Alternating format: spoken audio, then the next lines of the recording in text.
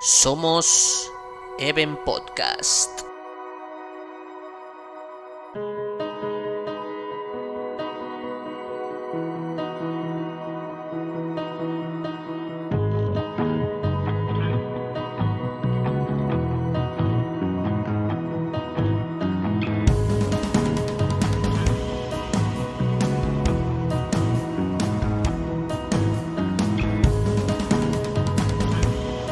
Hola Internet, bienvenidos al episodio número 41 de Even Podcast, cuarta temporada, continuamos y volvemos nuevamente otra vez a contaros o tratar de ver quizá de otra perspectiva un conflicto que está en la actualidad, con el miedo que existe un poco a nivel de medios de comunicación de que se convierta en un conflicto armado, que es evidentemente el de Ucrania y Rusia, con diferentes actores que vamos a explicar ahora.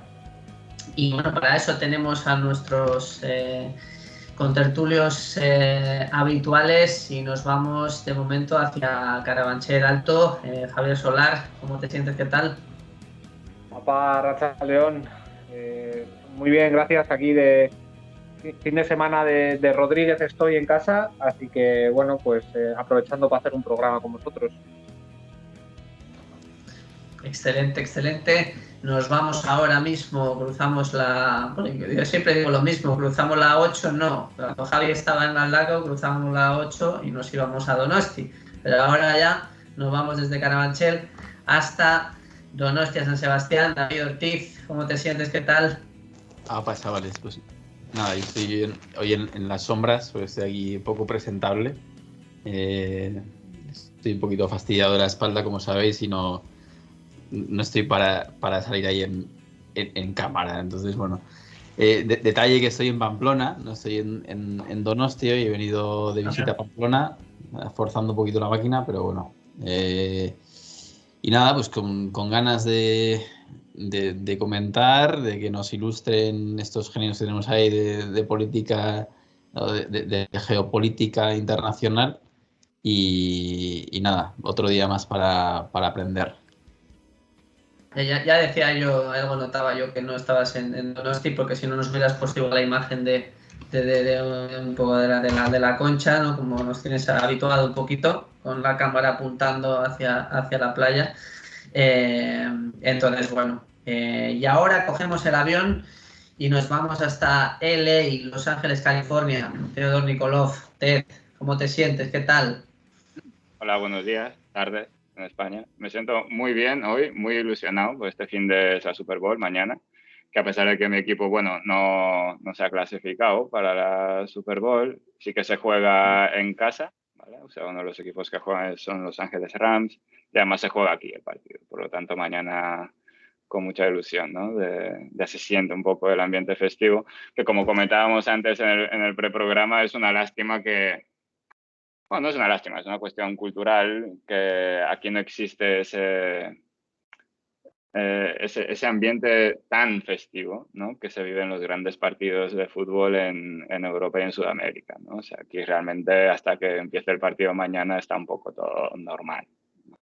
A mí me han Pero por dicho lo que demás, en los parkings de los estadios, al menos en el béisbol, que suele liarse mucho con las sí, pero cervezas. es el día del partido.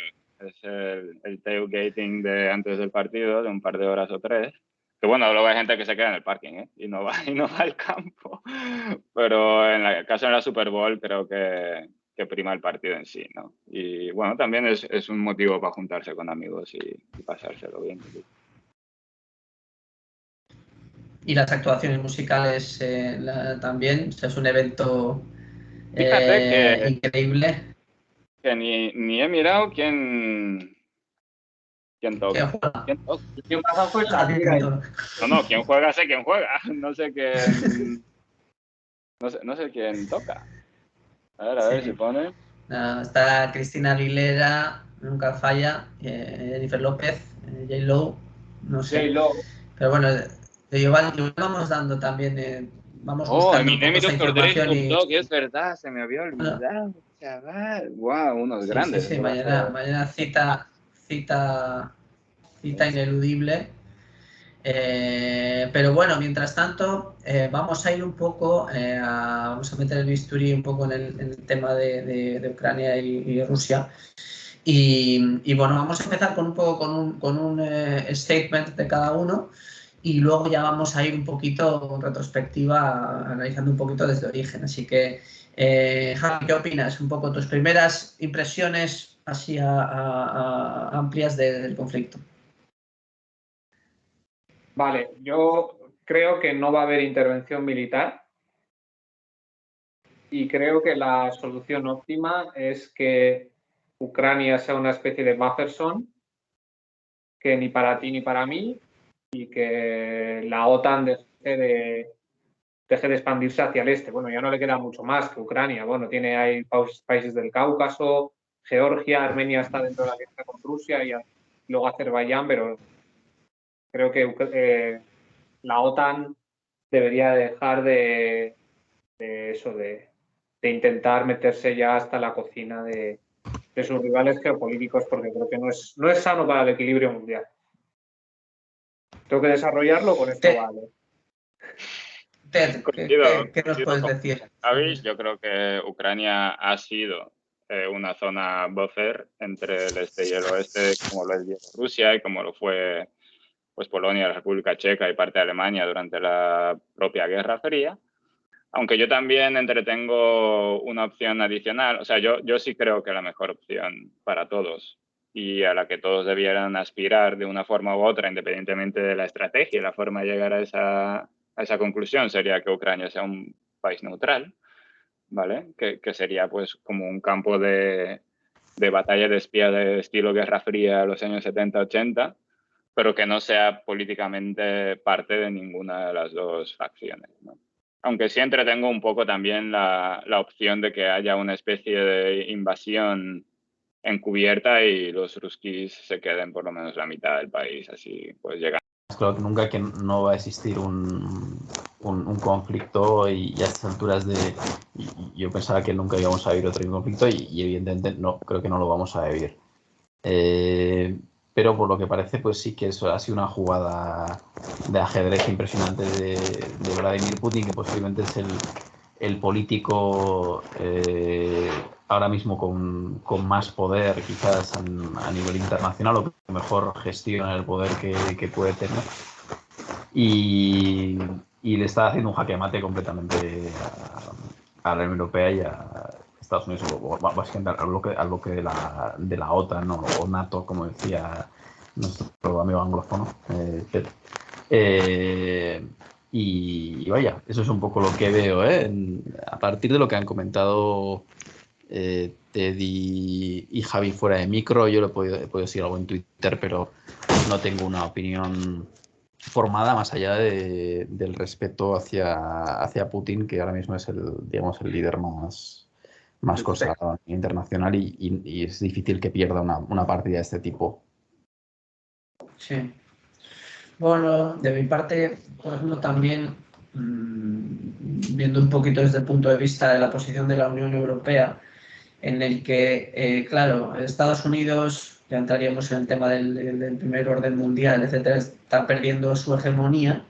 Entonces, le interesa mucho pues, que una Unión Europea se posicione más hacia su bando, ¿no? Se está viendo ahora pues, eso, que España manda 4 aviones a Ucrania de los conflictos, Alemania apoya tal, pero claro, hay muchos intereses también los países europeos por mantener unas relaciones con Rusia estables, el gas natural, Alemania depende también mucho de las materias primas y al final Europa tiene que tener una posición comercial con las grandes potencias también. Entonces, yo creo que no va a haber un conflicto armado, porque sería lamentable, o sea, sería una situación realmente muy, muy triste, que por líderes mundiales acabemos así. Y creo también un poco, ojalá se mantenga lo que digo, si hay un conflicto entonces se pierden totalmente mis palabras, pero como que esa incentivar a los medios de comunicación a crear un conflicto, que todo va a esto de posicionar hacia, porque tú lees los periódicos y muchas veces leyendo sin saber dices Rusia es el malo, ¿Pero qué ha pasado aquí? No se sabe, pero los medios de comunicación ya, por diferentes mensajes, te van llevando un poco hacia esto. Y este es un tema, sí. En relación a los medios de comunicación, un apunte breve que me ha hecho mucha gracia. Se ha recuperado clásica vista del globo terráqueo desde cierto ángulo del hemisferio norte, que Rusia está pintado en rojo y el bloque de la OTAN está pintado de azul, como si estuviéramos recreando aquí la Guerra Fría. Y es que es como, no sé, me hizo... Sí. Lo hemos convertido en un tablero del Risk, ¿no? Claro. Entonces, por eso hay un tema ya nuestro, pero bueno, mi posición es que no va a ir el tema a más. Y como decía el otro día, que me gusta mucho en economía directa Juan Carlos Bermejo, ¿no? Cuando él comenta un poquito sus ideas. Y claro, decía, que claro, todo el mundo dice, oye, que va a haber una invasión y no sé qué. Bueno, pues 3.000 hombres o 10.000 hombres que han mandado a Estados Unidos o tal, pues, un país de tantos millones de habitantes es muy difícil invadir. Es decir, que ese tema hay que hacer algo mucho más grande para que pueda haber un conflicto así. Y otro detalle, que ahí sí que voy a decirlo porque no lo entendí muy bien, pero corregidme si me equivoco, él decía, hablando de la Unión Soviética, que tengo aquí el mapa, un poco de lo que era la Unión Soviética, lo voy a compartir aquí para la audiencia. Yo no sé si lo entendía Juan Carlos, que decía como que Ucrania era como el Burgos de la Unión Soviética, como que le quitas a Rusia como una parte donde, que no decía ni Cataluña, sino como algo más a nivel patriótico, ¿no? Entonces, no sé si vosotros me podéis aclarar un poco más esto, porque no lo entendí muy bien, pero me pareció anecdótico y para comentar. ¿Tú qué has dicho que es el Burgos de... Sí, ¿he oído Burgos? No, yo Sí, hubiera Burgos, dicho Burgos, Salamanca. como si a España le coges y le quitas Burgos. Y de Burgos, tal, fuera. Pues mira, Entonces, no sé. No sé, yo Me no pareció conozco curioso. tanto la historia de España, pero en España, ¿dónde se considera la cuna? O sea, ¿qué región dentro de Iberia es la cuna cultural étnica? a ver, Asturias. si nos acogemos al mito fundacional, Sí, en el sentido acojámonos al delirante, mito, por favor. en el mito, en el sentido más delirante de la palabra, la cuna de España es Asturias. Es Asturias. Pues Sí, es como si le quitaras Asturias a España. eso es. Y a esto nos podemos remontar a... Podemos empezar ya con el bloque que me encanta a mí, el de antecedentes históricos geográficos. Adelante. Y bueno, pues Rusia, la primera entidad política que se puede denominar Rusia, casualmente, decimos Asturias porque surge en Ucrania, surge en Kiev, se llama la Rus de Kiev. Pues partimos que después de todas las invasiones de los hunos y tal, cuando entramos ya en la Edad Media, hubo un periodo de que ya no llegaban invasiones o no tantas, o sea, sí que había ciertos grupos como los cumanos o algunos pueblos túrquicos de Asia, pero digamos que la zona esta entre el Volga y el Dnieper había relativa calma. Entonces, pues los eslavos que venían de un poco de la, corrígeme si me equivoco, de la zona de los Urales o por ahí, se asentaron allí. Entonces, ¿qué es lo que sucedió? Pues que eran múltiples tribus eslavas que al final acabó desembocando pues, en países como Polonia o como Bielorrusia o todo esto, o República Checa. Empezaron a formar reinos eslavos ahí en esa zona. ¿Cuál fue la primera dinastía? Pues bueno, esto es un detalle bastante bonito, es un detalle histórico bastante bonito. La primera dinastía le llaman la dinastía varega, y los varegos era como se conocían a los vikingos en Europa Oriental. Entonces los vikingos consiguieron hacer una ruta comercial entre Suecia y Constantinopla, actual Estambul, atravesando los ríos estos que están en el Dnieper, el Volga y todos estos de los que estaba hablando, haciendo canales por ahí, hacían rutas comerciales. Entonces, a partir de allí, los pueblos eslavos que se habían asentado en la zona empezaron a tomar como una estructura política allí hasta que se fundó el primer reino eslavo de la zona, que se llama la Rus de Kiev. Entonces, la Rus de Kiev, estamos hablando más o menos siglo XI, colapsa un siglo o dos más tarde, más o menos, no me sé las fechas de memoria, debido a pues, bueno, disputas que había entre las propias tribus y a un hecho que dentro de la memoria histórica rusa es un hecho bastante traumático, que es la invasión de los mongoles. Entonces, la invasión de los mongoles tira al traste todo este proyecto político que era la Rus de Kiev, y los rusos durante 2-3 siglos están sometidos por los mongoles, o sí que es verdad que tenían cierta autonomía, porque los mongoles, por ejemplo, todos los cargos ejecutivos y los funcionarios eran rusos, pero no dejaban de rendir vasallaje al Khan de turno de la horda o lo que sea. Y bueno, pues esta situación de sometimiento hacia los mongoles dura como 200 años, y hasta que no sé, Pedro el Grande creo que es el que libera al Principado de Moscú del yugo mongol y se empieza a fundar el imperio ruso que conocemos a día de hoy, en torno a Moscú. Y bueno... Estamos hablando, Javi, ¿de qué año? Pues la guerra de independencia contra los mongoles creo que es más o menos paralela a la caída de Constantinopla. Estamos hablando de 1400 y pico, creo, es que igual me estoy equivocando. Creo que es un poco antes. Finales del 900. Siglo XV es cuando los rusos consiguen su independencia de los mongoles. Entonces, a partir de ese momento... Sí, siglo XIII. 1223. Invasión mongola de la Rus de Kiev. Sí, ahí es cuando he dicho que colapsa. Pero luego, obviamente, lo que he dicho antes es que los mongoles conceden cierta autonomía a los rusos, en tanto en cuanto los gobernadores y los funcionarios de cada una de los principados de lo que en aquel momento era Rusia, pues eran gente local, pero tenían que pagar cuantiosos tributos y contribuir al ejército de la horda de los mongoles. Y luego ya es la batalla esta famosa, que ahora no me sale el nombre, que creo que es o a finales del siglo XIV o a principios del siglo XV, es cuando los rusos se independizan de los mongoles. Entonces, a partir de este momento es cuando empieza el principado dominante hegemónico de entre todos ellos, es el de Moscú.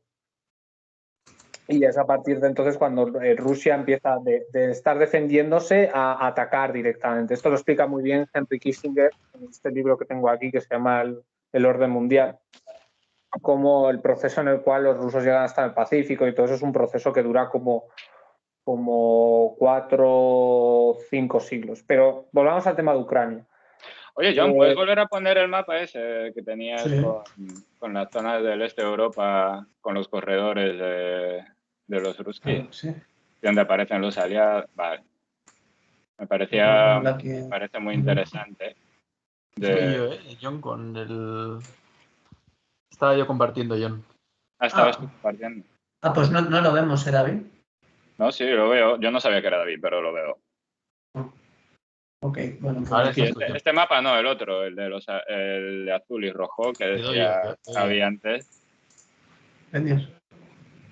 La composición étnica. Ahora estoy, ¿eh? Este es, sí. Es que ha sido justo lo que ha dicho Javi al principio del programa, ¿no? Que hemos vuelto al tablero de Risk, donde los malos son los rojos y los buenos son los azules. Y no, pero... me parece... Yo decía la clásica foto, la clásica ilustración del globo terráqueo, hemisferio norte, bloque del este rojo, bloque occidental azul. Sí, bueno, esto es un zoom in, ¿no? Justo en la frontera esa donde coincide. Sí, pero bueno.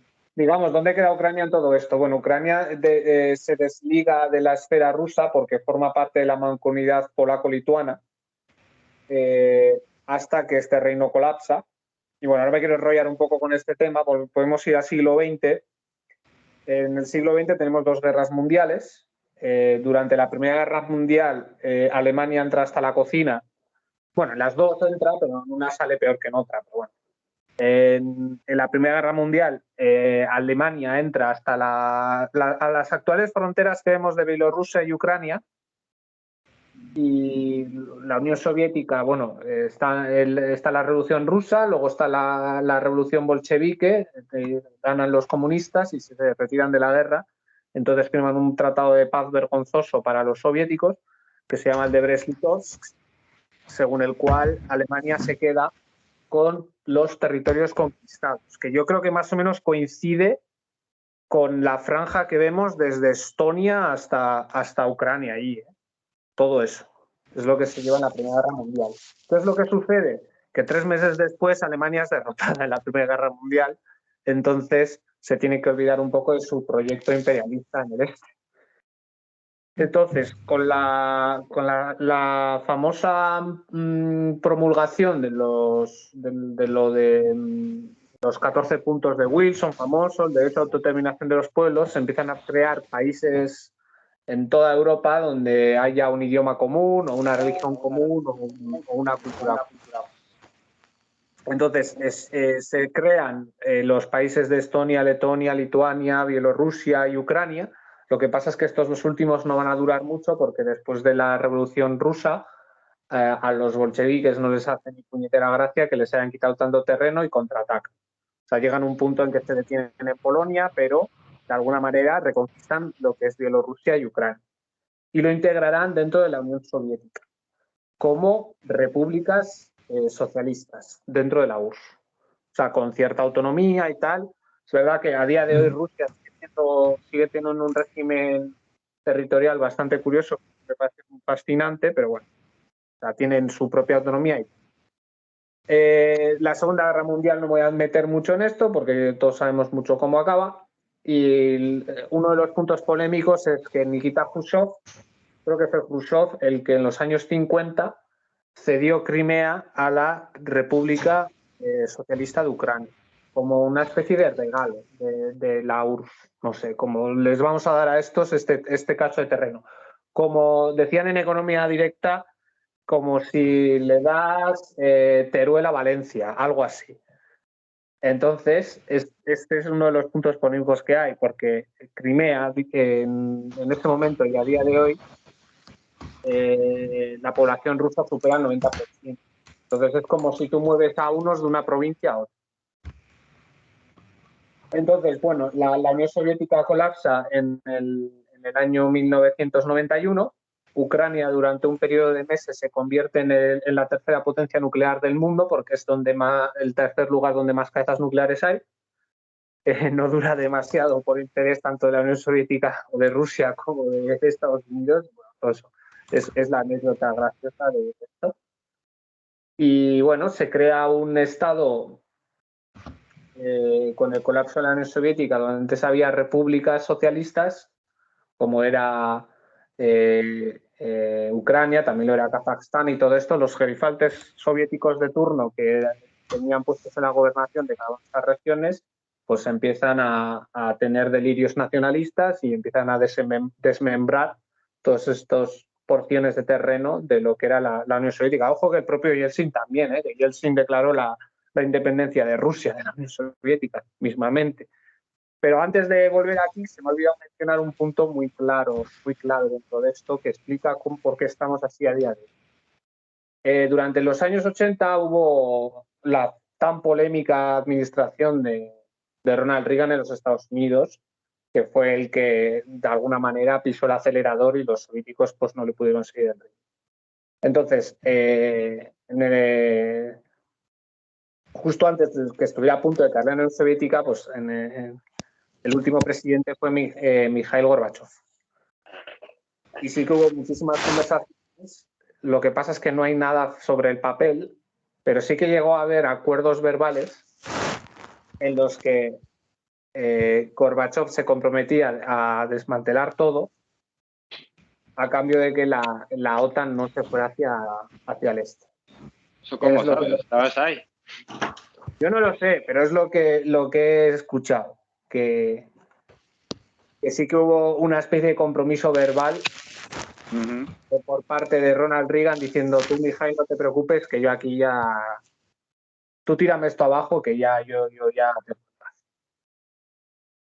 Entonces, bueno, no sé si alguien me quiere interrumpir porque llevo bastante tiempo Sí, hablando. yo manteniendo este mapa, por ejemplo, que tienes puesto de Europa Oriental, que, bueno, es falsísimo que eso sea Europa Oriental, o sea, la mayor parte de eso es Europa del centro y del sur.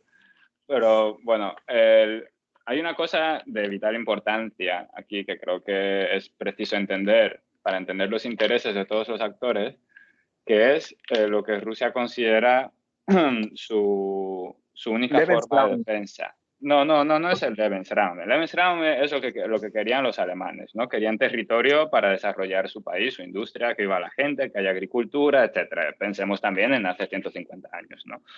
Donde no se pensaba en una ciudad industrial. El territorio ruso, o sea, claro, o sea, con todo ese histórico que tienen de haberse tenido que ir de la zona de Kiev, del Donbass, hasta Moscú, tan al norte, ¿no? En un sitio donde es tan difícil vivir y muchísimo más hace 1000 años, ¿no? Me imagino que era muy difícil vivir en esa zona del mundo en general. Hay una cuestión geográfica muy importante. O sea, desde Moscú prácticamente diría que hasta Alemania, todo eso es plano, ¿vale? O sea, ahí no tienes ningún tipo de límite natural que permita la defensa de un territorio, ¿vale? O sea, no hay ríos excesivamente anchos y profundos, no hay montañas excesivamente altas y no están conectados. O sea, sí existen montañas altas, o sea, toda la frontera entre Polonia y Eslovaquia y República Checa son montañas. Toda la parte de Rumanía abajo en el sur de este mapa también son montañas, pero no están conectadas, primero que todo, y no hacen una línea de defensa completa. Entonces, para los rusos siempre ha sido la principal estrategia de defensa del país ha sido la expansión. Y no es una expansión de voy a desarrollar estos territorios y voy a hacer que sean parte vital de mi economía o de mi desarrollo como país, del lugar donde conviva la gente, sino esto es mi línea de defensa. Porque para llegar a Moscú tienes que pasar por todos esos países, extendiendo tus líneas de logística y de aprovisionamiento, ¿no? Que es dificilísimo hacerlo desde el punto de vista militar. Y en el sentido de que en el momento en que llegues ya a alguna ciudad importante rusa, estás totalmente exhausto, con unas líneas de aprovisionamiento exageradamente largas e incapaz de librar una guerra face to face, ¿no? Donde Rusia sería la que se defiende. Entonces, claro, a medida que le vas comiendo ese territorio de defensa de Moscú, porque es que no hay nada más que defienda la ciudad de Moscú del resto del este de Europa o del centro de Europa, y pensemos en este sentido principalmente en Alemania, ¿no? Que era el principal peligro para los rusos, pues para ellos es de absolutamente vital importancia tener todo lo que es el territorio actual de Bielorrusia y la gran parte del territorio actual de Ucrania bajo su dominio o bajo su influencia de alguna forma. Eso sería bajo su influencia, porque Dominios al final es un país independiente en teoría, ¿no? O sea, cualquiera de las dos opciones vale, porque el caso es que como dominio sería inestable para los rusos, porque como no tendrían bueno, nos imaginamos, ¿no? Que no tendrían un programa de desarrollo para esos países, pues esos países no estarían contentos con ese dominio ruso, ¿no? Porque prácticamente están ahí como peones de una primera línea de defensa para defender a Moscú.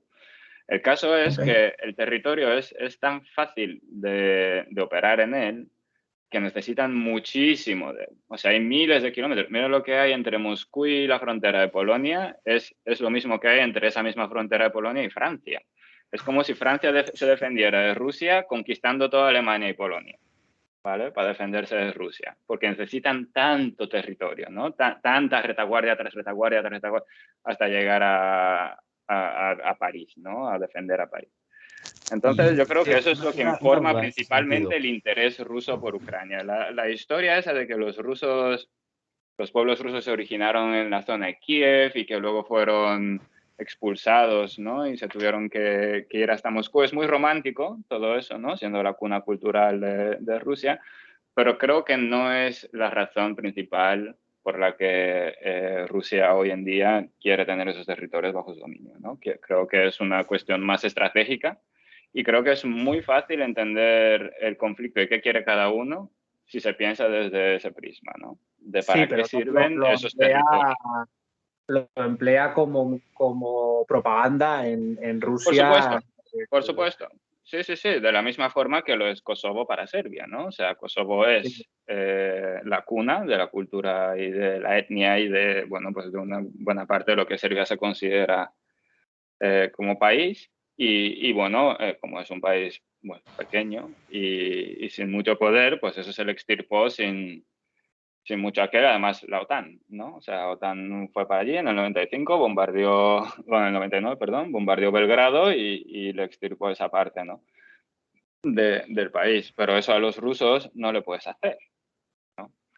Además de que lo que ha dicho Javi creo que tiene mucha relevancia también. La OTAN es una alianza militar que estaba adecuada para la Guerra Fría, ¿no? Se originó en la Guerra Fría y estaba adecuada para la Guerra Fría. Ahora, en la posguerra fría, en los años 90, en vez de desmantelarlo, y creo que ahí es donde realmente los yanquis rompen la promesa con los rusos, de la que hablabas, Javi, que en vez de desmantelar la OTAN, la refuerzan y se llevan dentro su influencia a antiguas repúblicas soviéticas. Y suben su control, claro. Ahora hay el doble de países en la OTAN que en el año 91.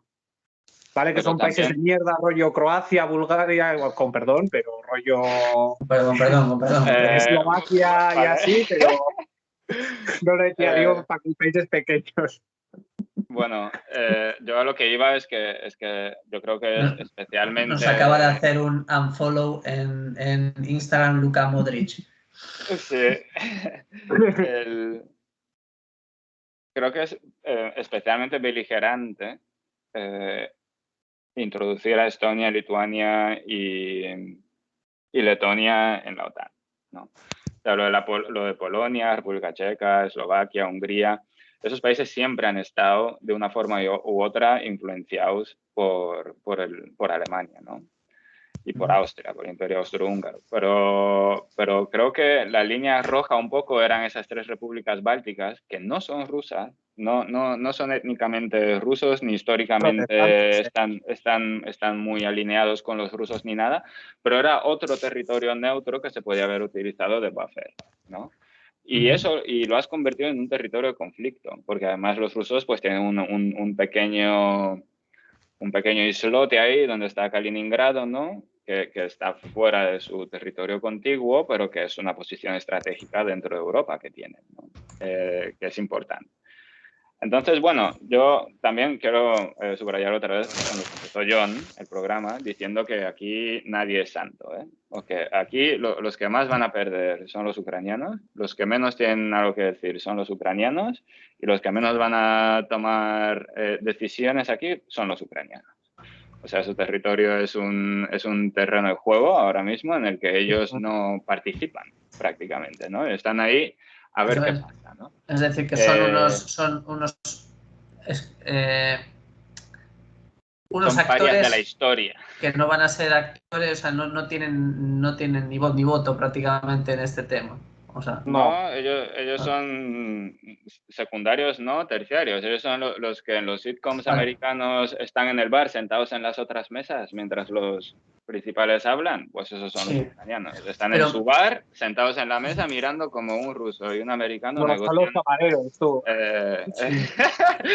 Son los camareros, ya te digo.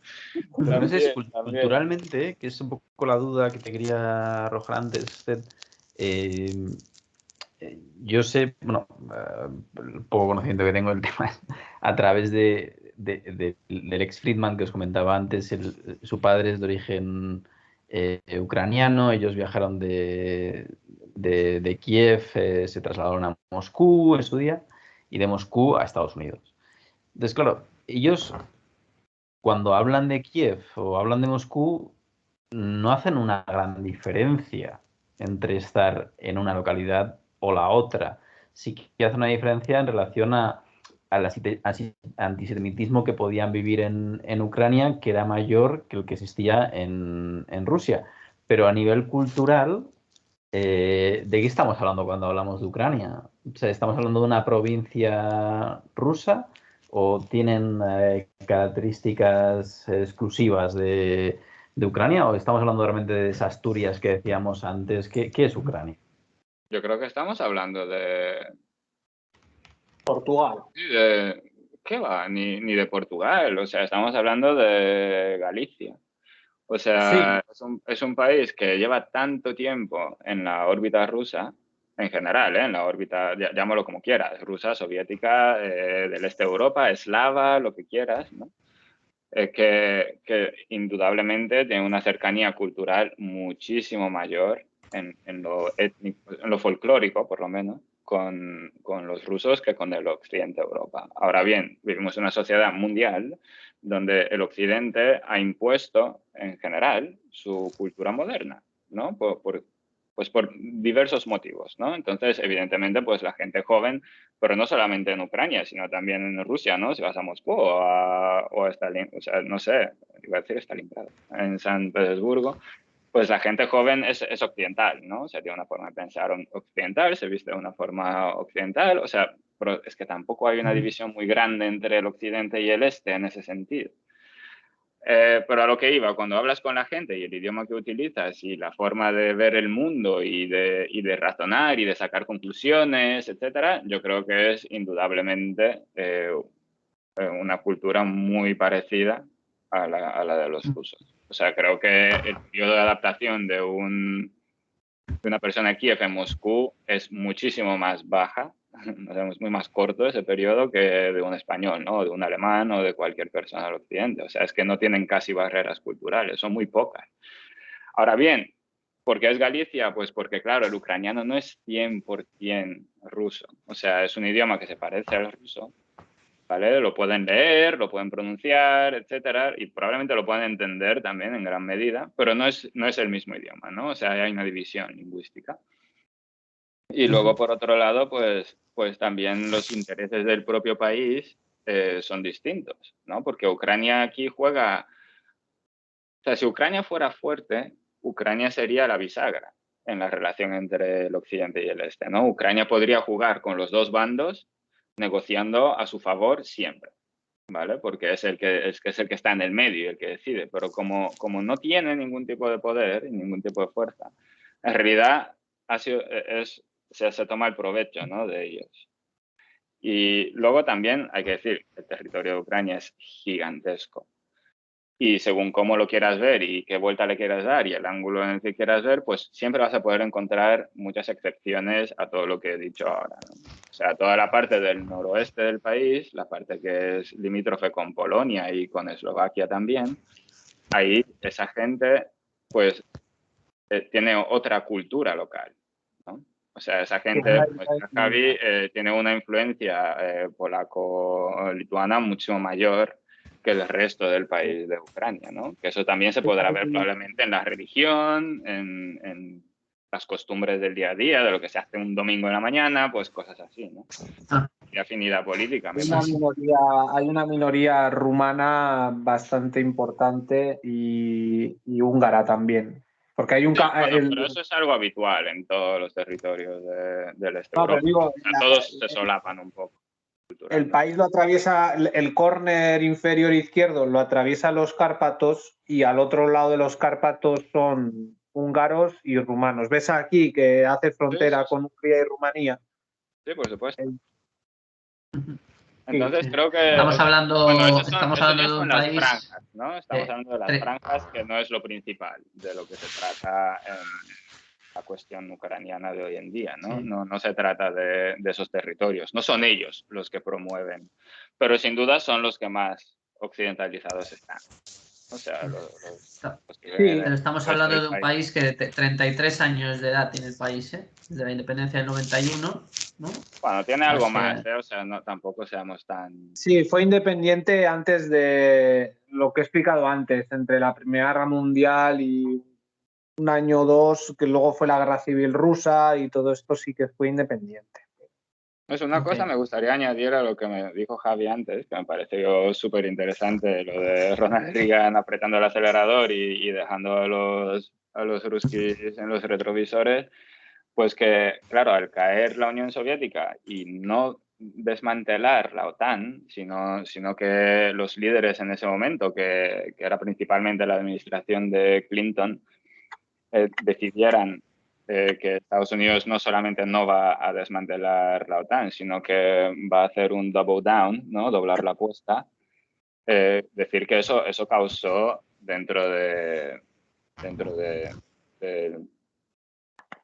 partido y también del gobierno directo de Clinton una crisis gigantesca diplomática, porque todos los diplomáticos que los rodeaban estaban en contra, ¿no? Y creo que no solamente por lealtad a la historia, a lo que se le habría prometido a los soviéticos en los años 60 y 70, sino también por pura lógica y puro estudio estratégico, ¿no? Yo creo que los americanos estaban un poco borrachos de gloria, ¿no? En la caída de la Unión Soviética y dijeron, bueno, han cambiado demasiado las tornas, ahora podemos aprovecharnos, ¿no? De toda esa debilidad rusa. Y eso quisieron hacer en contra de pues, todos los consejeros que tenían en diplomacia y en estrategia militar. Y yo creo que, de hecho, el propio diplomático número 1 del país estuvo a punto de dimitir por esa misma razón, ¿no? Mira, Es que ellos ya se anticipaban a esto. Ellos ya decían, oye, los tiempo, rusos ¿no? ahora... A finales del siglo XX, ¿no? Pero fíjate, yo creo que esto ahora hemos creado a Putin, porque aquí estamos viendo la evolución del gasto en defensa de los países miembros de la OTAN. Claro, durante la administración, bueno, no sé, esto ya es Obama, aparte Trump, hay un descenso del gasto por parte de Estados Unidos y si te fijas, claro, países muy de la órbita de la antigua URSS, como Lituania, por ejemplo, o Latvia, no sé qué Letonia, país. sí. Letonia, Lituania, cómo aumenta. Bielorrusia. También he visto otro país que puede interesar, que es Bulgaria, por ejemplo, que también no está tan claro, pero también aumenta. Estonia, etcétera. Todo lo que está en la órbita de Rusia aumenta en gasto destinado a la OTAN. No sé, Pero tú piensas en el negocio que supone eso, ¿no? O sea, esos países aumentan indiferentemente su consumo de armas, ¿no? Y quién vende las armas. Entonces, pues la OTAN tiene unos proveedores, digo tiene yo. un elemento económico. Sí. Pero bueno, yo a lo que iba es a otra cosa. O sea, cuando cae el muro de Berlín y luego se desmantela la Unión Soviética, lo primero que hace la OTAN es bombardear a Bosnia en el 95, bombardear a Belgrado en el 99, meterse en Afganistán, que ni siquiera es su territorio de operación, en el 2001, y luego meterse en Libia en el 2011. Decir que los alemanes han estado en contra de todas esas guerras, por ejemplo, ¿no? O sea, todas esas intervenciones de la OTAN se han hecho independientemente del visto bueno de los alemanes. Y todos están enfocados a desmantelar de una forma u otra el poder o la influencia rusa en todas esas regiones por dos lugares diferentes, ¿no? Por la frontera occidental europea y por la frontera sur, ¿no? Donde está Kazajistán y Afganistán. Entonces, todo siempre, la OTAN siempre ha sido un instrumento para presionar a los rusos y ha seguido siéndolo, ¿no? Pasa que, claro, cuando llegas a Ucrania, y decir también que Finlandia y Suecia no están en la OTAN, ¿vale? Que son dos países que conocen muy bien a los rusos, pero tienen suficiente autonomía y autoridad sobre su región para oponerse a la presión de la Unión Europea o de los Estados Unidos, que el resto de Estonia, Letonia, Lituania, Polonia, Eslovaquia no pueden hacer eso. y no son parte de la OTAN. O sea, ellos mantienen su autonomía de decisión de qué se va a hacer en política de sus propias fronteras y en cómo se va a tratar el tema ruso en general. Pero lo que nunca se hizo es un New Deal. No hay un New Deal, ¿no?, entre Estados Unidos y Rusia. Y como no hay un New Deal, y Ucrania ha estado siempre como en el punto de mira del Occidente, y creo que fue en el 2008 cuando se le prometió a Ucrania por Estados Unidos de que iba a llegar a ser miembro de la OTAN. Creo que al día siguiente, o sea, en términos históricos, no fue al día siguiente, pero según los yanquis les prometieron a los ucranianos que van a entrar a la OTAN, al día siguiente los rusos invadieron a Georgia. Sí, Pero mira lo que va a pasar con Ucrania. Entonces, o sea, eso es todo lo que vaticinaban. Todo lo que vaticinaban, pues David, esos la estás estrategas clavando. y consejeros americanos en la época de Clinton. O sea, no nos expandamos demasiado, los rusos volverán a saber lo que va a hacer el mundo dentro de 15, 20, 30 años. A lo mejor no estamos en posición de defender tanto territorio. Y es precisamente donde estamos hoy. Estados Unidos no está en una posición de defender tanto territorio y la Unión Europea pues está titubeando, ¿no? O sea, realmente en la Unión Europea nadie tiene capital político para una guerra con Rusia, quizá Francia.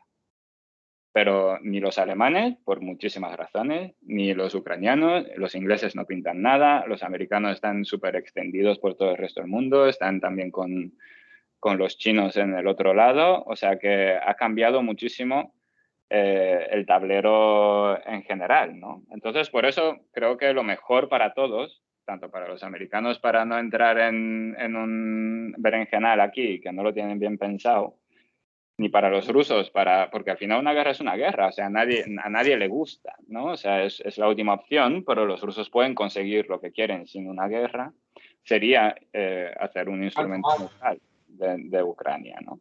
Y si no, pues hacer el paripé de que hay una guerra, como que los Estados Unidos y Europa no han dejado a Ucrania del todo sola, pero en cualquier caso vamos a dejarle un avance territorial a los rusos importante, probablemente hasta la capital, hasta el río, y así, digamos, llegar a un término medio donde el occidente se queda a la mitad y los rusos la otra mitad y todos más o menos contentos, ¿no? Es un poco el mapa que tenías antes, David, que es el mapa rojo donde está dibujada la línea roja rusa, ¿no? Que creo que coincide 100% con el río de Donbass de Kiev. Esa línea roja que parte Ucrania en dos partes, ¿no? Sí. Creo que es justo ahí donde está el río. Sí, ¿no? Es justo eso. Entonces, esas son un poco las conclusiones. Ahora, Ucrania es evidentemente muchísimo más importante para los rusos de lo que lo es para la OTAN, para Europa o para Estados Unidos. O sea, es muchísimo más importante para los rusos. O sea, tienen muchísimo más que perder los rusos perdiendo Ucrania que ganar, o sea, o que perder los europeos perdiéndola a Ucrania también. Entonces, evidentemente, lo van a dar todo, ¿no? O sea, lo van a dar todo para defender esa posición y es el momento perfecto. Y es el momento perfecto porque, primero, los rusos ya están sancionados desde el 2014.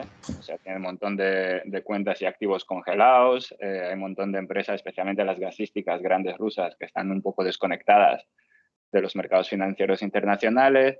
O sea, tienen pocas armas más realmente los americanos desde el punto de vista económico, presión soft, para seguir presionando más a los rusos por ese lado, ¿no? O sea, el PIB de Rusia cayó muchísimo en los años después del aquel primer conflicto en 2014. Y prácticamente eso ya no los asusta, ¿no? Entonces, la siguiente es, ¿qué vas a hacer? O sea, ¿vas a pelear de verdad o no vas a pelear de verdad? Entonces, hay mucha retórica en todo el medio. Y mientras tanto, hay un país del que se habla relativamente poco, pero que es muy importante aquí, que es Alemania también. O sea, Alemania también está metida en el medio del ajo. Y es un país, para empezar, todo lo que sea bélico no es bienvenido en la retórica, ni en los medios, ni en la política, ni nada. O sea, no puedes hablar de guerra y de ser tú el que ataca, además. O sea, yo creo que hay todavía muchísimo resentimiento y sospecha con los alemanes en toda la Unión Europea. Entonces, que Alemania sea un actor principal, ¿no? O que sea la voz de la Unión Europea en un asunto bélico, no mola. No mola al resto de sus compañeros de la Unión Europea. Dicen, mira, este se está volviendo a despertar y a moverse y a mover ficha y territorios y no sé qué. El Lebensraum. ¿Eh? El Lebensraum. Sí, sí, o sea, vamos, que eso remueve así muchos disgustos, ¿no? Además, como dije antes, ¿no? Opuso todas las guerras de Irak, de Libia, y su capacidad bélica realmente está muy orientada a la defensa, ¿no? O sea, ellos tienen su aparato militar un poco escondido en su propia industria, ¿no? O sea, ellos no declaran todo lo que tienen. Toda su capacidad que tienen militar no está declarada como si fuera de defensa militar, sino como si fuera parte de su industria. Pero bueno, también es un país que ha declarado que se va a descarbonizar al 100% y se va a desnuclearizar casi al 100%, lo que exige pues una oferta y un suministro de gas constante de los rusos. Y eso es, creo que la parte importante para ellos, ¿no? O sea, garantizar ese suministro de una forma que sea suficientemente diplomática con el resto de la Unión Europea, con Estados Unidos y con su propia población, ¿no? Porque los alemanes también están un poco bajo sospecha internamente en su país, ¿no? de que una gran parte de la élite política y económica es prorrusa, ¿no? O sea, Alemania es el principal país inversor en Rusia, con muchísima influencia del segundo, que es Estados Unidos.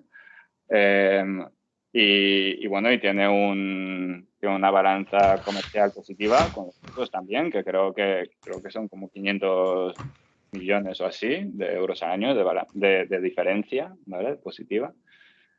Y bueno, luego eso también involucra a otro actor que es mucho más lejano, que son los chinos, ¿no? O sea, los alemanes también tienen una balanza comercial positiva con los chinos. Creo que será de los pocos países del mundo que la tiene. De 20 Alemania y millones Suiza, de euros. ¿no?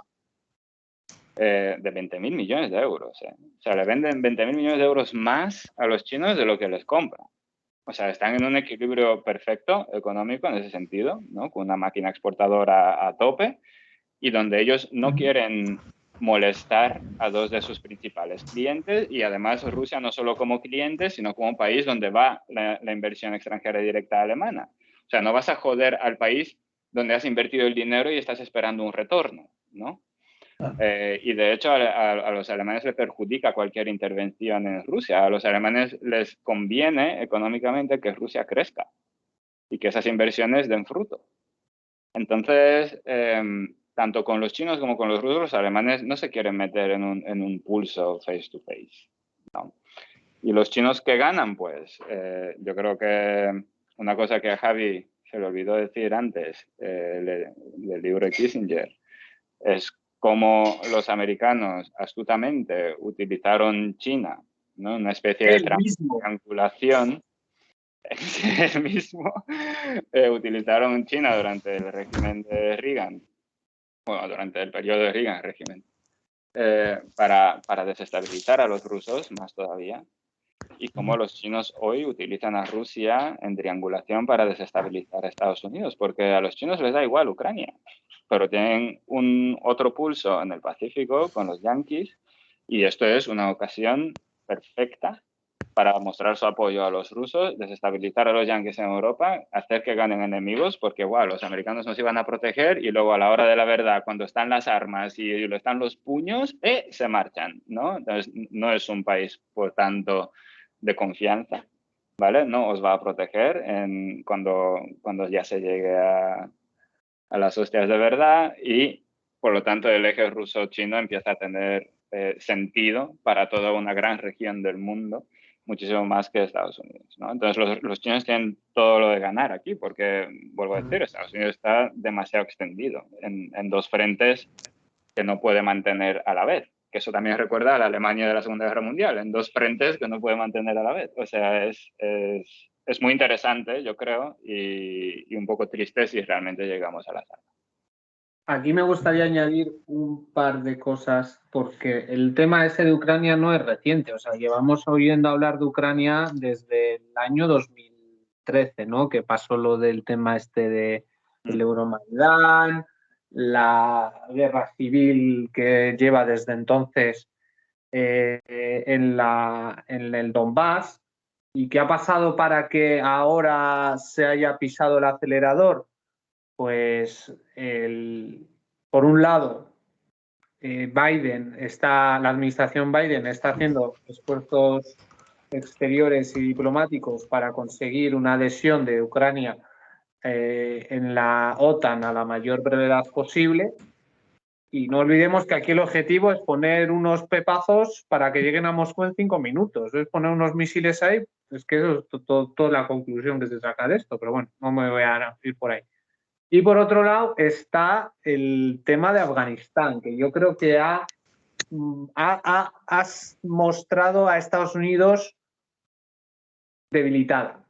Y como que este periodo de Pax Americana que ha durado desde la caída del muro hasta, podríamos decir, la salida de Afganistán, yo creo que se ha terminado. O sea, Estados Unidos ya no es el único actor sobre la mesa que sigue siendo el extremo mundial, pero que ya hay contrapesos que le dicen que, oye, ¿qué tal? Entonces, Putin, bueno, yo no le conozco personalmente, no tengo que decir, creo yo Todavía, Javi. que en vista a la combinación de estos dos factores, por un lado, la amenaza que supone pues que te entren en el patio trasero de la noche a la mañana, y dos, en vista que Estados Unidos pues ya no está para este tipo de trotes, pues yo creo que ahí es donde ha soltado el órdago. Que volviendo a la conclusión inicial, no creo que haya una intervención total, porque aún así Rusia no está a día de hoy en condiciones para sostener una guerra, sobre todo si estás enquista. Voy a usar un término muy soez, me encanta la foto, David, por cierto. Si es un vete saca rápido, pues entonces si entra en el Donbass y tal algo que sea muy rápido, pues igual sí. Y dos, tiene modos mucho más eficientes y eficaces para doblegar a Occidente, porque Occidente no está unido en este sentido. Lo que ha recalcado usted, que los alemanes no quieren ni ir a hablar de guerra. O sea, Alemania quiere que el Nord Stream 2 se ponga a funcionar, que por cierto los americanos han dado mucho por el culo con el Nord Stream 2, y que se ponga a funcionar a la mayor brevedad posible. Y luego, pues Francia el otro día se reunió Putin con Monsieur Macron y bueno, pues ya habían dicho que ahí no iba a pasar nada. Y luego, pues, demás actores, Reino Unido no pinta nada, España, bueno, no creo ni Pedro Sánchez que sepa poner Ucrania en el mapa, pues no sé. Bueno, ojo Reino Unido, sin esto, porque Boris Yeltsin tenía ahora un follón con el tema de que le pillaron en la fiesta. He dicho Yeltsin, es que tengo Yeltsin en la cabeza. Luego voy a comentar algo del Boris ruso. No, Boris Johnson, perdón, que tiene un escándalo por la fiesta del Downing Street y tal. Y no es la primera vez que un mandatario británico, cuando tiene un follón interno, se mete en una guerra. Margaret Thatcher y las Malvinas. Guerra interior con paz exterior. Correcto, no, al revés. Perdón, al revés. Paz Pero interior, no es lo mismo, es que no es lo mismo ir a bombardear a Yugoslavia o a cualquier república yugoslava que irte a Rusia, tío. En invierno, tío. Es que no sé cuántas veces ha pasado en la historia que la gente ha pensado que se puede conquistar un territorio ruso en invierno. O sea, ya casi es primavera. O sea, me suena Napoleón, me suenan los dos alemanes de la primera. O sea, ahora es primavera, es buen momento, David. Casi es buen momento, ya, yo creo que sí. Ahora ya, pues la Rebequita, llevas una Rebequita. La primavera en Rusia es en junio, ¿eh? Sí. Mira, aquí iban el 14 de febrero de 2015, los soldados ucranianos van ahí haciendo calor humano en el tanque. Claro. Eso no es una estrategia militar el estar unidos, sino es un tema del frío que hace, ¿no? O sea, tienen que defenderse unidos. Es que no sé, tú si fueras los rusos, ¿qué harías? O sea, estalla la guerra mañana, ¿no? O sea, hay un error, alguien comete un error en la frontera, me da igual si van a ser los rusos, los ucranianos o los americanos, y alguien mata a un soldado de los del otro bando, ¿vale? O sea, un sniper ruso se le va la pinza y se carga a un yanqui. Y estalla la guerra. Tú si fueras Rusia, ¿qué harías al instante? Yo cerraría el grifo del gas. O sea, cierro el grifo, pum, y luego ya me pongo a pensar, ¿qué tienen estos? De stock, de no sé qué, cómo van a mover sus... Porque, no sé, me parece que la gente nunca piensa en la logística detrás de una guerra. Todo ese material hay que moverlo, toda esta gente hay que darle de comer, toda esta gente tiene que cambiarse de ropa, tiene que poder ducharse de vez en cuando, aunque sea, ¿no? Pero qué O pereza, sea, pero ya tienen hay que gente estar ahora que se ahí hace durante esto, gente muchísimo ahora que... tiempo en la intemperie. Eso yo en Sparber ya hace ese tipo de cosas. Las máquinas comen Bueno, gasolina, fletando un gas, avión, un charter. o sea, tienen que estar todo el rato aprovisionándose otra vez. No sé, ¿cuánto tiempo crees que puede aguantar el Occidente con el grifo del gas cerrado, teniendo las líneas de aprovisionamiento que necesita tener para tener una guerra en la frontera oriental de Ucrania? Que mira lo grande que es el país. Sí. Eso no es, llevamos unos aviones ahí. Los únicos que están preparados para llegar a una guerra a día de hoy creo que son los rusos. Es que nadie está preparado para ser una el guerra único con los país rusos. que a día de hoy está preparado para entrar porque tienen otra forma de entender también su vida. Al final este pasado glorioso lo están ahora reivindicando muchísimo con Putin y la forma de vida militar es casi como respetada, Es su ¿no? propia frontera, tío. Es tu propia frontera. No es Sí, una frontera del otro lado del mundo o unos cuantos países más allá. O sea, es que es tu no propia solo por eso, sino porque ya, no sé, el resto del mundo tiene la piel muy fina de cara a entrar en conflictos bélicos. Aparte de eso, aparte Y de que es algo tiene muy capacidad de impopular. librar una guerra de años, o sea, puede estar durante años haciendo una guerra de guerrilla allí, quitándole poquito a poco a los ucranianos, hasta que alguien ceda, ¿no? Hasta que venga alguien y diga, mira, esto hay que poner el punto final. Entonces, creo que eso es lo que nos ha llevado un poco a las conclusiones, ¿no? De que lo óptimo para todo el mundo, para que no haya guerra, para que no haya conflictos, por lo menos en las próximas, yo qué sé, 2 décadas, para que Europa esté más o menos segura, los rusos también, porque fíjate que los dos están en modo defensivo. O sea, los rusos no quieren atacar a los europeos, quieren defender su territorio, ¿no? Su capacidad de defensa, realmente. Sí. Y los europeos pues tampoco se quieren comer un cacho de Rusia. Los europeos pues quieren tener su influencia en Ucrania, especialmente los alemanes. Creo que les interesa mucho poder tenerla, pero también les interesa que sea un territorio estable, ¿no? Y los yanquis pues también. O sea, ¿para qué te vas a meter en un fregado con los rusos? Vale. Es que Vamos a contar un poco. Ucrania, ahora mismo, el tipo de gobierno que tienen, la posición de las personas. Ya hemos dicho que la posición geopolítica es nula, no influyen para nada en este conflicto. Pero ¿qué es Ucrania ahora mismo? ¿Qué tiene? ¿Qué no tiene? ¿Qué interesa? ¿Qué no interesa? Bueno, Ucrania es un país relativamente agrario, ¿vale? Sí, produce mucho trigo. Es un granero del mundo. Cuyo gobierno es principalmente el reflejo de cuál es la potencia de turno que ha ganado las últimas elecciones, y ahora mismo es proamericano, ¿vale? Pero no fue proamericano hasta hace 8 años, ¿no? Que fueron las revueltas, que quitaron al que era el prorruso. Yanukovych, ¿no era? Yanukovych, sí. Ahora el presidente es un cómico. Además, es como si José Mota fuera presidente de España. Es un tío que empezó a hacer un show y si fuera presidente, y la gente pues al final como que le saludaba y le decía tal, y el tío como que se debió creer ya el papel que interpretaba y se presentó y ganó.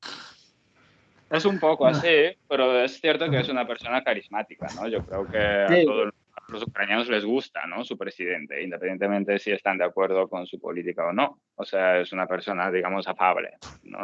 Por cierto, es un tío que habla ruso, no habla ucraniano mal. O sea, el tío se defiende muy bien en ruso. Eso no sabía ese detalle, Javi. Que su No me lengua había visto. materna es el ruso, además.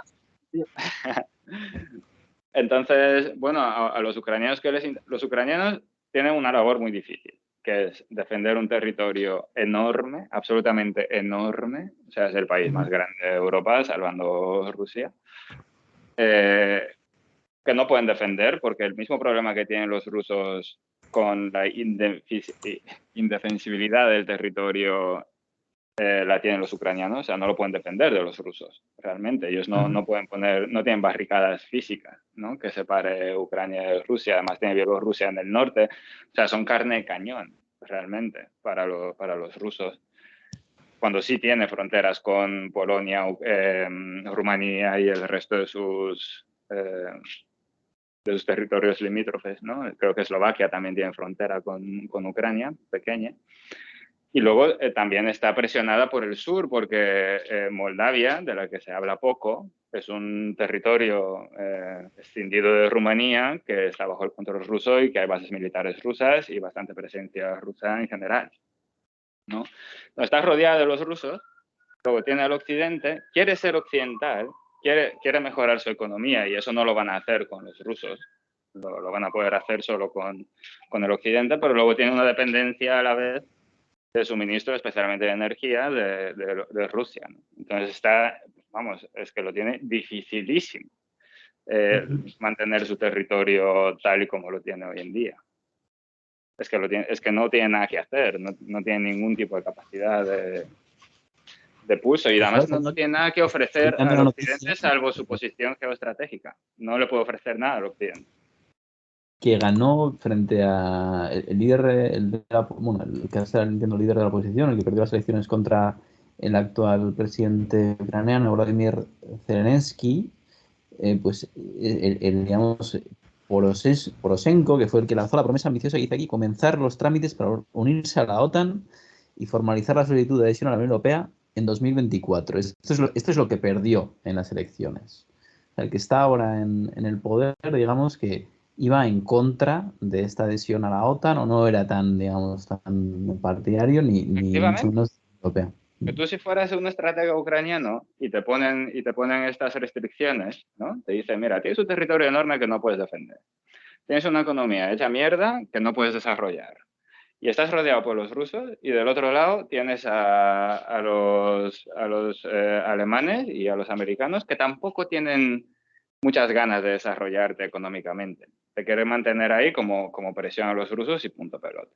Entonces, ¿tú qué haces en esa situación si fueras ucraniano?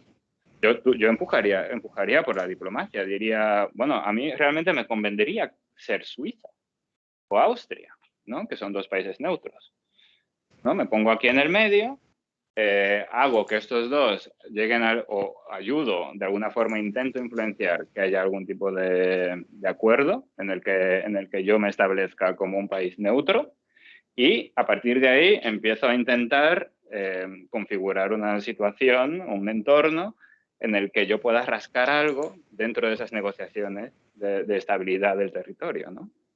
De mira, yo voy a ser Alemania, Estados Unidos, no voy a ayudar a los rusos, pero guiño, guiño, para no ayudar a los rusos, ¿tú qué me vas a ofrecer? Luego, tapo el teléfono, llamo a Putin. Oye, Putin, no me voy a ir con Alemania y Estados Unidos, pero ¿tú qué me vas a ofrecer, ¿no? Para mantenerme a mí aquí como un neutro. Y así intentar rascar un poquito, aunque sea, de las dos partes y evitar además un desastre, ¿no? Porque es que la otra opción es un desastre dentro de tu propio país. Porque tú como ucraniano no quieres que los americanos y los rusos se den de puño en tu casa, ¿no? En tu casa, claro. O sea, es como que en tu propio bar, volviendo a la metáfora del bar, ¿no? O sea, ¿qué quieres? ¿Que vuelen las sillas aquí dentro de tu propio bar? No. Qué tremendo. Tremendo, tremendo. No sé si Javi o David tenéis algo más que añadir. respecto a este tema como conclusión? Solo la conclusión que quiero sacar es que la gente no se deje llevar tanto por los titulares que tan fácilmente proliferan en la prensa, que nos quieren trasladar a un contexto guerrafrista y que aquí cada lado tiene su legitimidad. O sea, tiene su parte de razón, Rusia tiene su parte de razón, Ucrania obviamente tiene su parte de razón, incluso la OTAN tiene su parte de razón, y que hay muchas escalas de gris. No jodas, ¿está a la venta ese muñeco? Pues no estaría mal en la mesilla de noche. Es que además se nos olvida, tío, de que todo esto sucede en la modernidad actual de los memes de internet, donde es tan fácil, ¿no?, para los millennials que nos gusta bromear con todo, pues hacer este tipo de cosas, ¿no? Sí. Que si juguetitos de Putin en el oso, que si, es que todo es como súper... Sí. Lo que dice Javi es cierto, es que al final ahora mismo es como, lo veo desde un punto de vista a nivel social, sin entrar en nada. Te dice un periódico, dice, ojo, que puede haber un conflicto. Y ya tú dices, bueno, tal, parece que queda un poco, y el siguiente día otro, ojo, ¿qué tal? Y ya empiezas como a medio tal. Y poco a poco se empieza a caldear el ambiente sobre algo que realmente puede tener una solución diplomática, pero eso, el caldear el ambiente, el crear una polémica, ¿cuántas guerras se habrán creado así, de la nada? Con propaganda falsa, con fake news, Sí. etcétera. Hay que tener cuidado con esto y es verdad, los medios de comunicación, tratar de informarse en diferentes medios con diferentes gente y también con un punto constructivo, porque si no, de verdad, Así se perdió Cuba, John, así se perdió Cuba. De verdad, o sea, da Yo mucho estoy viendo miedo. una serie de anime que se llama Ataque a los Titanes y la primera temporada comienza con una serie de conversaciones que lo vienen a decir, oye, llevamos 100 años sin ser invadidos por los titanes, no vamos a tener ningún problema, no van a volver, ¿no? Y así empieza la serie y evidentemente los titanes vuelven y los titanes atacan en el momento cuando menos preparado estás, ¿no? Y yo sí que veo en este contexto geopolítico actual, ¿no?, donde los líderes al final están para 4 u 8 años, no más, tienen objetivos cortoplacistas y por otro lado hay naciones que no los tienen, ¿no? Que son pues Rusia, China y otro número importante de naciones, pero que quizás con menos poder, que sí que están a largo plazo y sí que están en posición de hacer movimientos en el tablero y de poner ahí sus soldados en las fronteras y hacerse, si hace falta, con un nuevo Estado-nación al estilo de hace 100 años, ¿no? Cuando comenzaba o cuando terminaba la Primera Guerra Mundial y estábamos ya preparándonos para la siguiente.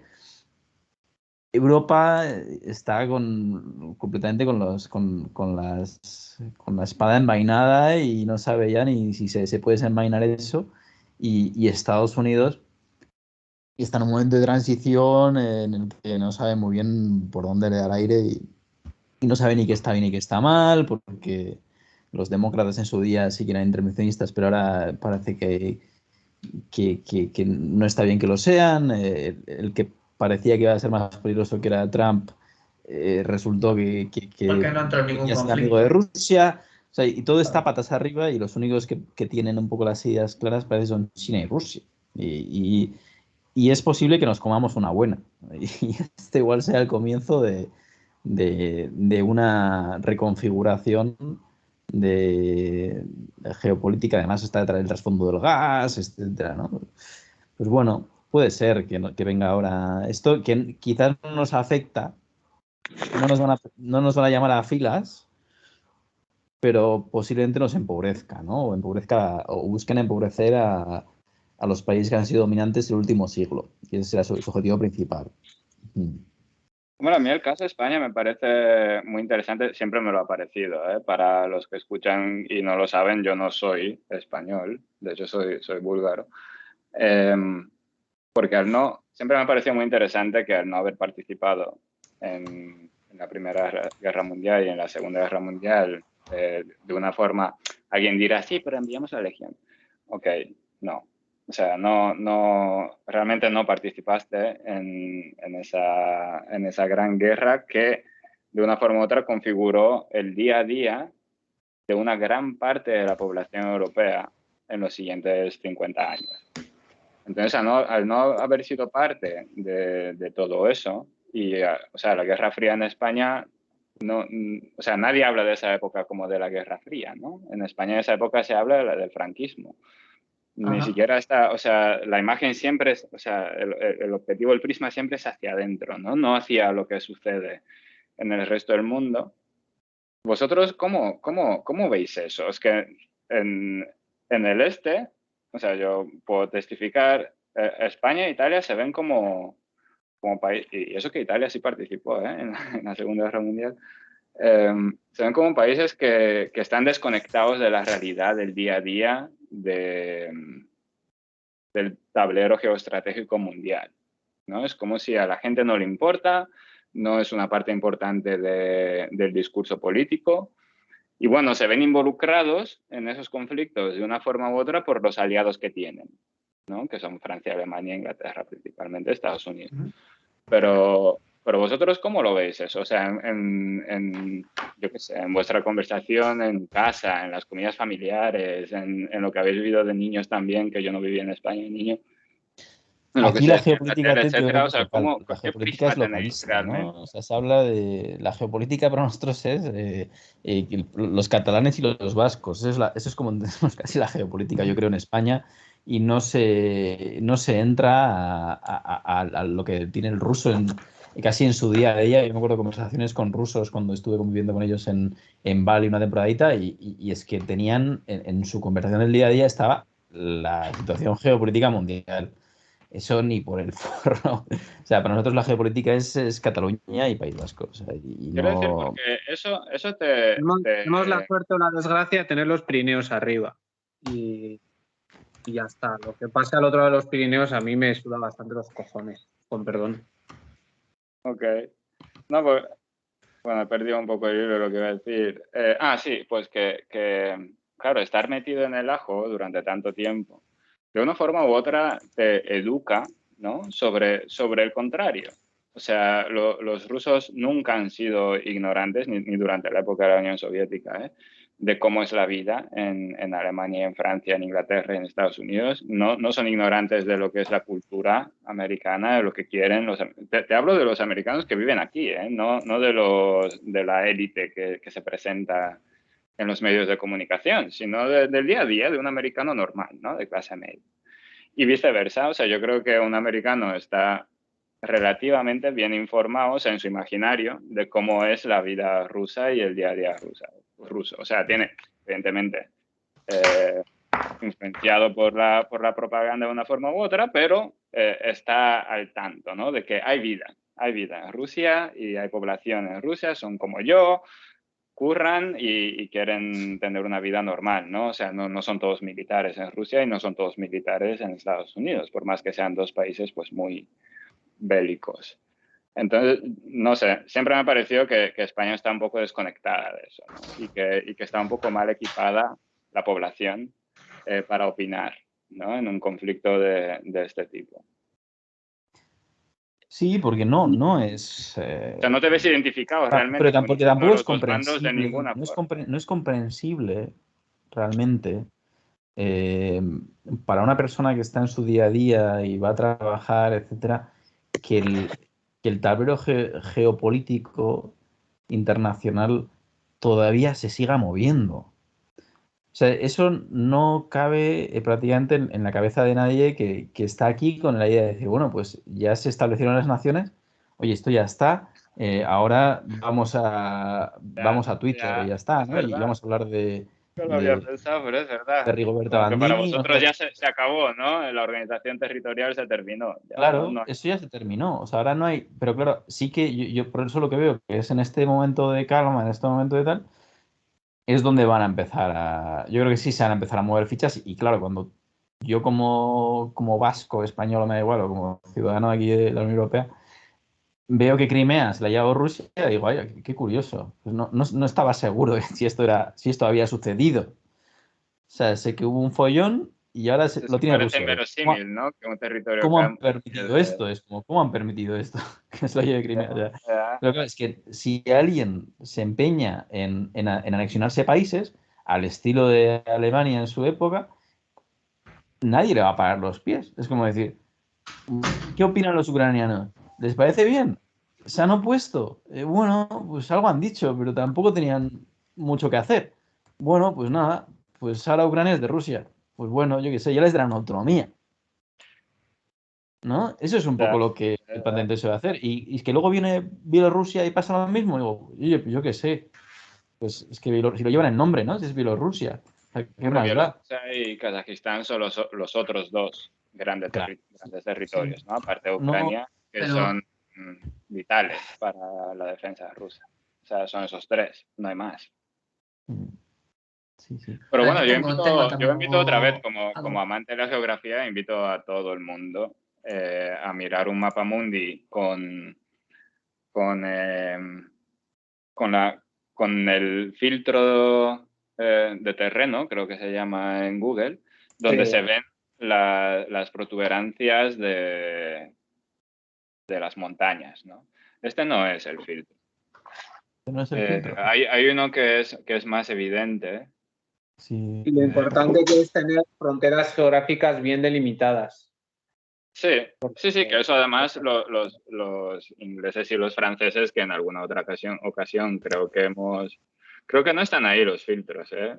No sé dónde están creo que es arriba a la derecha, donde tienes la D. Voy aquí a ver la frontera. No.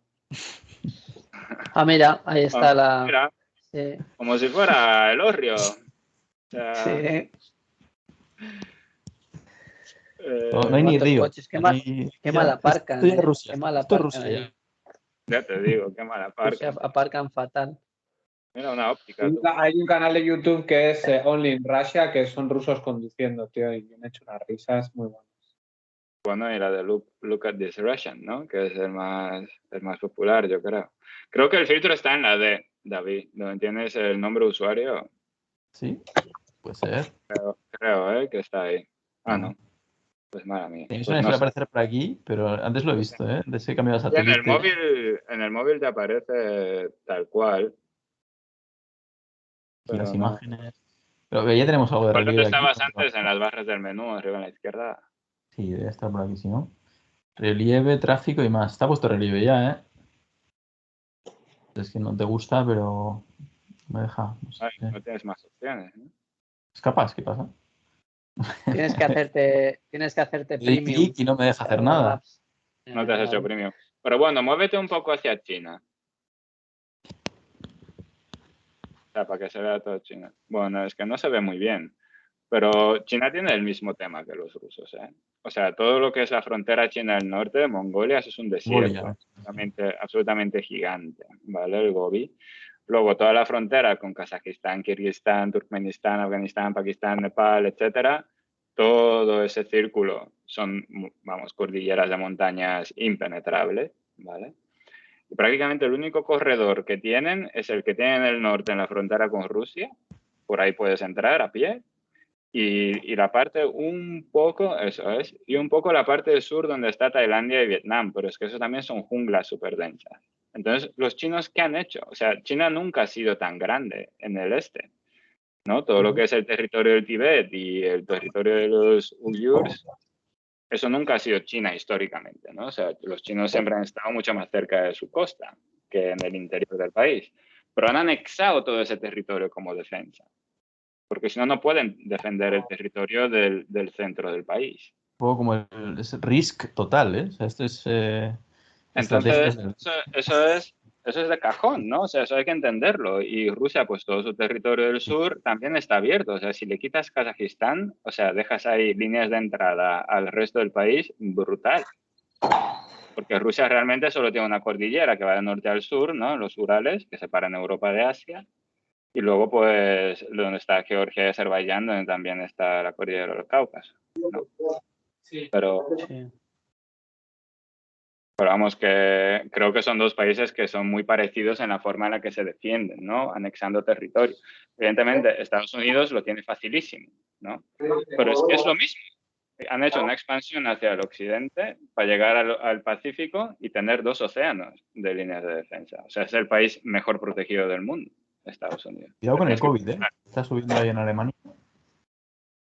Y en Rusia también. Bueno, vamos a entrar al tema monotema de COVID, por favor. Bueno, señores, pues vamos cerrando prácticamente el programa. Hemos tratado de hablar un poco de este conflicto. Veremos un poco la evolución en las próximas semanas y es probable que tengamos que hacer un segundo programa, pero esperamos que en un tono ya de solución diplomática y eso, y centrarnos un poco en toda la geopolítica, fronteras, relieves. Es algo muy, muy interesante.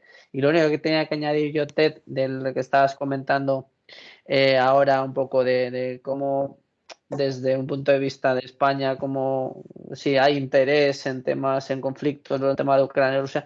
Al final, la industria política en España se ha ido de la política, ¿no? La industria política, los políticos ya no hablan de política. Entonces se han acostumbrado a una población a no analizar absolutamente nada y acostumbrarnos a un cacaculo pedopis de bar en el que discutimos de cosas que no tienen sentido y que al final lo único que hacen es hablar de cosas demasiado ignorantes, ¿no? Entonces, ese tema hace que también a nivel político la cultura política sea menor y yo creo que es por un tema de tema social de la industria política. Pero bueno, eso sería también para otro programa y nada, y daros un poco las gracias, David, desde Donosti. Esperemos que pases buena tarde, ya son casi las 9 de la noche allí. Perdón, en Donosti no, Pamplona, Iruña, Pamplona. Hora de cenar. Sí. Creo que hemos perdido a Javi. No sé si hemos perdido a Javi. ¿Se imaginan si hemos perdido a Javi? Estoy aquí. Pues ahora, Javi está. Oyentes que habremos perdido, si ya no estamos con Javi siquiera. ¿Me oís? Sí. ¿Me oís? Sí. Vale. Y nada, Javi desde Carabanchel Alto. Pues nada, oye chicos, como siempre un placer más otro episodio con vosotros. Me lo paso muy bien. Yo también. Me encantan nuestros debates pre-episodio. Sí. Debiéramos hacer un episodio de 3 horas para que vean los. Sí, de momento ha sido hora y 20 minutos de momento. Ya la próxima vez, que entiendo que muchos oyentes se van a quedar con ganas de otra horita más, pero bueno, eso ya la próxima vez prometemos episodios más largos y más intensos todavía. Así que Ted, que disfrutes de la Super Bowl mañana. Sí. Y nada, desde aquí, desde Santo Domingo, República Dominicana, muchas gracias, es que ricasco por escucharnos y seguimos adelante, en podcast, camino al capítulo 42 después de este capítulo 41. Muchas gracias a todos y a cuidarse. Aur. Adiós. 42 es lo de Peter Griffin.